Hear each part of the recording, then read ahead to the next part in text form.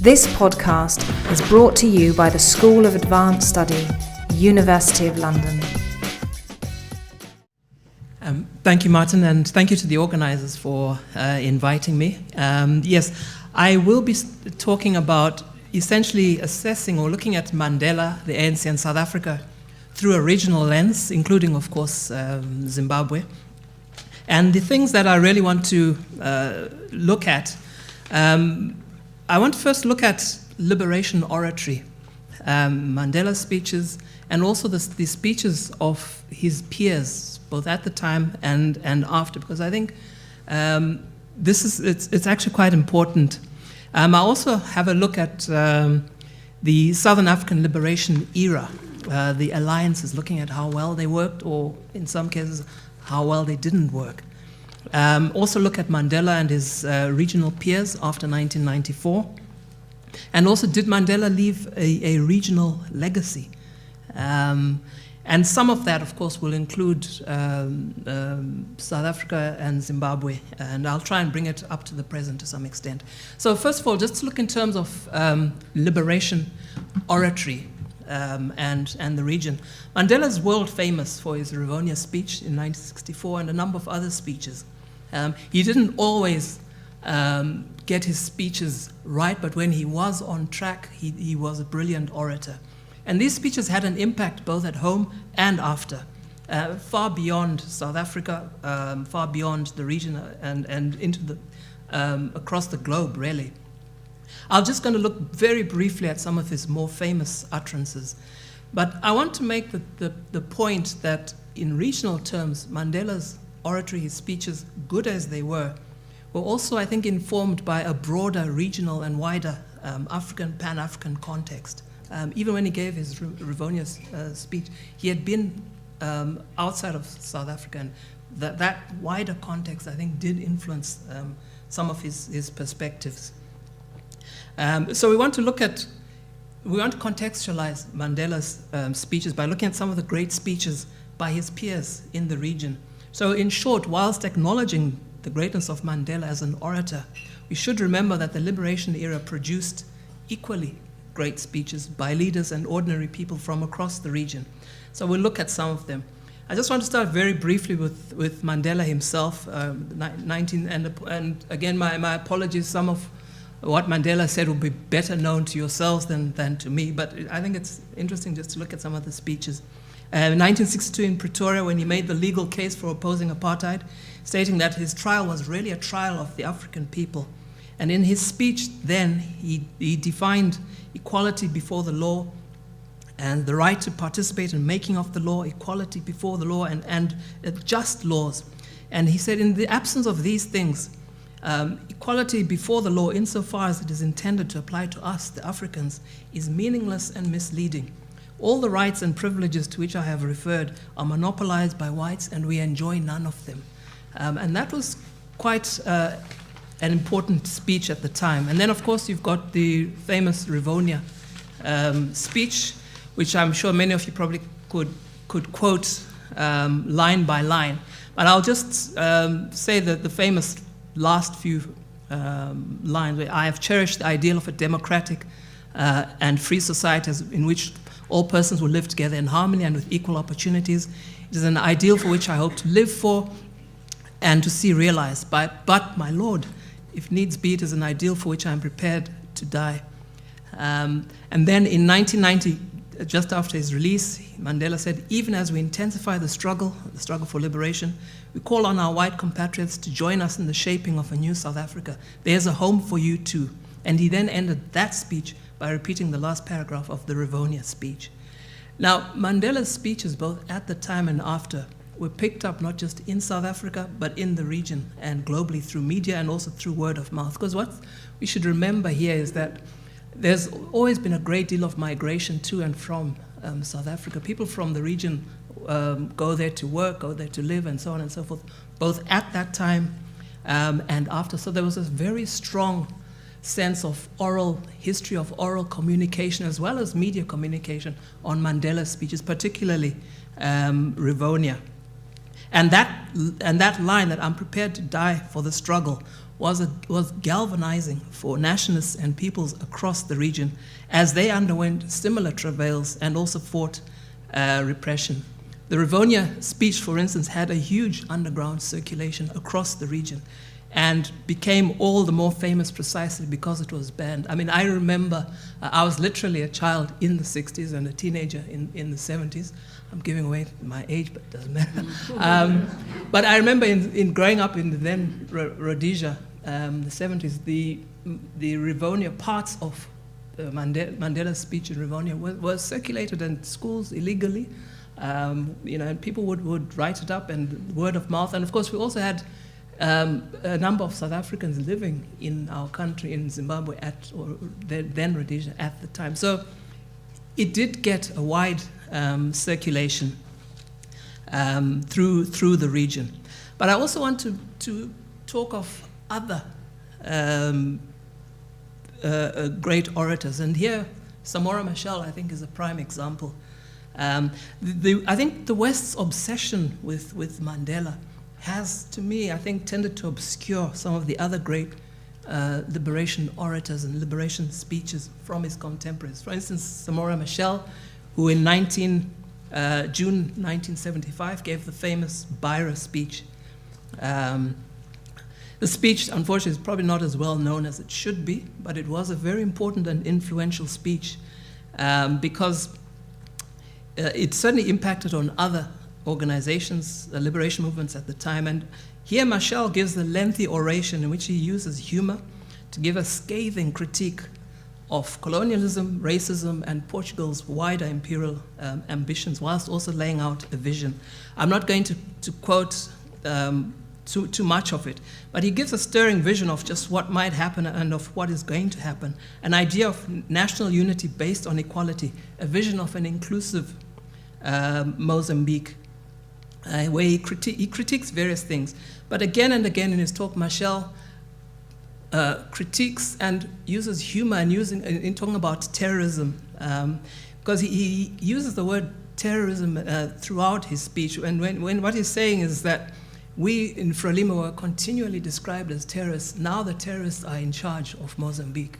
And so now we are in charge, and we're actually going to make a better Mozambique. The real terrorism was the oppression of the people of Mozambique. And he then explains, he then says, there's no place for white racism as there's no place for black racism, because racism is a reactionary attitude which divides us. He talks about there's a struggle in Mozambique. The struggle is to change people's way of thinking. We must have a Mozambican personality. And I know that, and we should know that the Mozambican personality is valid in any part of the world. Do you hear me, comrades? And then the people say, yes, we hear you. There's a very strong call and response approach in the speech. And I think at the time it was, I'm sure, very enthralling to hear from people who were there. And again says, do you hear me, comrades? And there's this call and response. And he ends this speech and many other speeches with "A luta continua" and "Viva" and so on and so forth. And that phrase, "A luta continua" and "Viva," became catchphrases not just in Mozambique but around the globe, including with the ANC and the South African nationalist liberation organizations. So we see there a reciprocity between liberation organizations. And of course, there was a great bond between Machel and Mandela. When Machel died in 1986, both Winnie and Nelson Mandela were detained at the time, but they wrote to the South African government requesting permission to go to Machel's funeral. That permission, of course, was denied, but I think it's probably the first time they jointly requested permission to go outside of South Africa for such an occasion. That's how highly they thought of him. And they said, our grief for the loss of Comrade Mandela is so great that it breaks our hearts. So there you see that kind of bond. I'd also like to mention a few other speakers. And again, I'm not going to say too much about their speeches. And one that probably will be controversial, Robert Mugabe. I'm talking about 1980, his speech. I know everyone has an opinion on Mugabe, especially with what's happening now, but back in 1980, he did give a speech which was reckoned both at the time and after to be a very important and a great speech. This was in March 1980 as the Prime Minister designate of the new Zimbabwe, where he gave a brief but memorable speech on racial reconciliation and nation building. Mugabe, of course, at the time was portrayed as kind of the world's ultimate terrorist, communist, etc., etc. There was a huge uncertainty in the country. I remember it really vividly, like it was yesterday, a huge uncertainty. Many people, particularly the white community, had their bags packed amidst fears of Zimbabwe going the way of the Congo in the 60s. And Mugabe said in that speech, now is the time to beat our swords into plowshares so that we can attend to the problems of our economy and our society. Whether you're black or white, I urge you, join me in a new pledge to forget our grim past, forgive others, join hands in a new amity, and together as Zimbabweans work to reconstruct and rehabilitate the country. Of course, the period since then has been one of turmoil, but at the time, I think it was a very important speech. We did set the course towards a nation building in Zimbabwe. Julius Nyerere also made some important points with regard to the Commonwealth and Africa, with regard to African unity, and with regard to working together. There are many other famous speeches and speakers that I could quote. There isn't the time here to do so. In South Africa, people like Helen Suzman, Alan Bosak, and so on and so forth. Of course, Steve Biko, Desmond Tutu. They all, F.W. de Klerk, I think we should acknowledge when he first spoke to his own party about the need to change and that South Africa could not continue business as usual. That was a brave speech. So there have been a number of very, very important speeches. I think it's something that we should look at. And we should look, I think, at Mandela's liberation oratory in the context of this broader liberation oratory. Other thing that I would say in terms of liberation oratory, which I think might be of interest, is that there is the question, though, of some of the greatest liberation oratory, I think, was spoken in the mother tongues, in indigenous tongues, and also spoken, well, in Lusophone, in Portuguese, and also in the mother tongues. And I think there may be a sense in which some of that is missing from the great canon of liberation speeches, because of course it's dominated by English or works translated from the original vernacular into English. And I think it would be interesting to look at the great liberation speeches as they were spoken in the particular vernacular of the time. I'd like to now move on to the Southern African Liberation Alliances, some of the challenges and the opportunities that they had.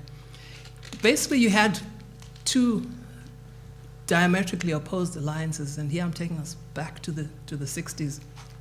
There was essentially the settler-stroke-colonial white nationalist alliances, which included Angola, Mozambique, then Rhodesia, South Africa, Southwest Africa, which is now Namibia, and so on and so forth, which was an ideological alliance based on maintaining minority power for as long as possible. And it was also a formal military, economic, and political alliance. There were regular meetings, there were formal defense pacts, there was intelligence sharing, and some limited joint operations. And there was some attempt to have a coordinated regional counterinsurgency strategy. They, of course, were opposed by the guerrilla stroke nationalist movements in those countries and beyond.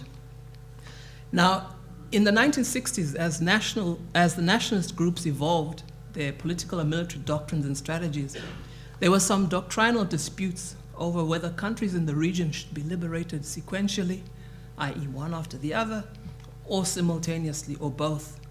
And at the time, we may look back now and think, why were these such big issues? But at the time, these were quite important debates and, in some instances, disputes. There was also some fallout within the region over the differences of opinion, or the fallout between the Soviet Union and Russia at the time. And some of the liberation movements were caught caught up in these kind of disputes of who do you support, who's supporting you, which country are you aligned and with, and so on and so forth.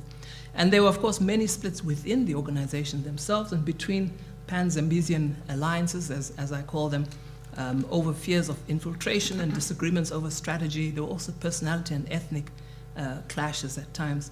So there were definitely challenges, but I think in hindsight what's amazing is not that the liberation movements individually and collectively had numerous internal and alliance problems. What's remarkable is that the liberation movements and liberation alliances not only survived, but eventually achieved their goal of liberation far earlier than they themselves had predicted. I remember, at the time, very few people thought that liberation would be achieved within their lifetimes. My time is running a little bit short, but what I would like to talk about as well is a little bit on Mandela and his peers, and if I may just ask the Chairman for a little bit of indulgence, I'll talk on Mandela and his peers and also a little bit on Mandela's legacies. I think in 1994, we have Mandela now having to deal with the realities of leadership, accommodation, and adaptation. It wasn't an easy road for Mandela and the ANC and South Africa in rebooting the ANC internally, and there was also the question of where does South Africa now fit within the regional community. There was that question as well, because whilst the region, there was the respect for Mandela and the ANC within the region, in practice there wasn't the iconization for Mandela and the ANC and South Africa in the region, which there was in the West. So there wasn't the idea that Mandela, South Africa and the ANC would automatically become first among equals in SADC. Region welcomed the new South Africa, but Mandela in a sense had to earn his stripes within the region. That stress test would come with the DRC, SADC and the DRC conflict in intervention 1998. I won't go into the ins and outs of that. What's important to note was that I think it was a very interesting lesson for Mandela and South Africa, and also for SADC as well. Mandela was critical initially of particularly the military intervention, and he made his feelings known publicly. There was a disagreement between him and the chair at that time, Mugabe, and also with Namibia and Angola. But in the long term, Mandela and South Africa actually ended up supporting SADC's military intervention. They ended up supporting the intervention militarily, and they ended up affirming the intervention, and also they said it was good for SADC to intervene as well with mediatory diplomacy. So I think in the long term, that intervention had some actual quite useful repercussions for SADC and for South Africa. It allowed South Africa to engage with SADC in a different way than with the previous SADF hostile interventions. It brought South Africa into the fold. But Mandela's critique of SADC, I think, also forced SADC to rethink its mediatory diplomacy capabilities, to rethink the organ on defense and security, and also to rethink how is SADC going to be as a security community. So I think it had a very important role in that. Just in terms of his regional legacy, and I must apologize to the chair, I'm going a little bit beyond time, just a very few words on that.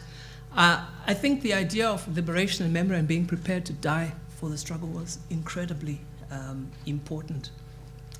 I think Mandela also made the region, well, I think he's also been important in terms of the transnational liberation solidarity and forcing the region and individual countries to interrogate that whole idea of what do we mean by regional solidarity. And in particular, I think one of the legacies is the interrogation of the idea of patriotic history, of history and patriotic history, which is not just an issue within Zimbabwe, it is also an issue, I think, within the region.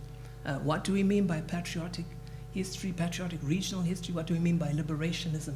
They are all, Mandela, I think, and South Africa has embodied to some extent an alternative vision and version of liberationism to the rest of the region.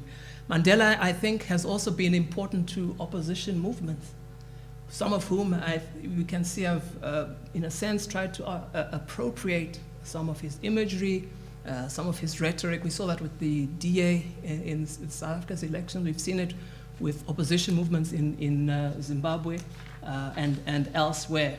So Mandela has been, I think, as important to the post-nationalist opposition and civil society as he has been to incumbency and liberationist ruling parties. So both have, to some extent, tried to appropriate his ideas, his imagery, and so on and so forth.